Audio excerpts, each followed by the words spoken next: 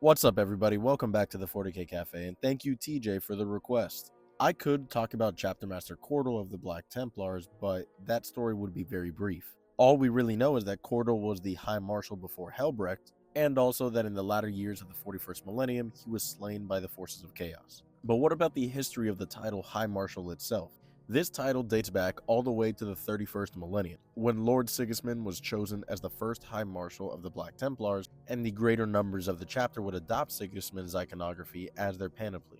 Almost immediately, it was common practice and belief that the High Marshal had to be exceptionally skilled, with fighting prowess unsurpassed by blade, bolter, or even just physical combat, always attempting to achieve the goals that the first Emperor's champion laid bare for them. Upon becoming a High Marshal, each and every single one must take the same oath that Sigismund did, that being never resting nor ever faltering in his duties in persecuting and seeking out every single enemy of the Imperium. This is what led to the grandiose chapter that is the Black Templars, always being on a never-ending crusade, as well as their fleet-based nature. And the High Marshal is in charge of every single crusade and all the fleets that are at the Black Templars' disposal. Not a single Black Templar is authorized to engage or partake in any personal crusade without the High Marshal's authority, for it is only through his word that any crusade that the Black Templars embark upon is permitted.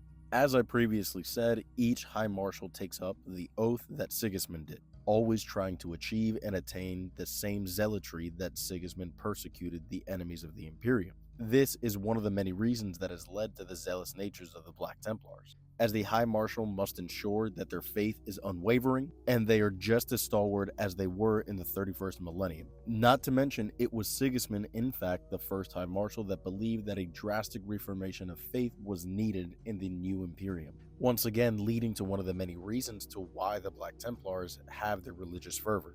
Although many of their methods are unorthodox, not to mention going against the Codex Astartes, and sometimes making irrational decisions that can cause more harm than good, the High Marshals and the Black Templars are anything but disloyal, for no High Marshal is capable of achieving their rank without attempting to become like that of one of the most loyal sons of the Imperium in all of history.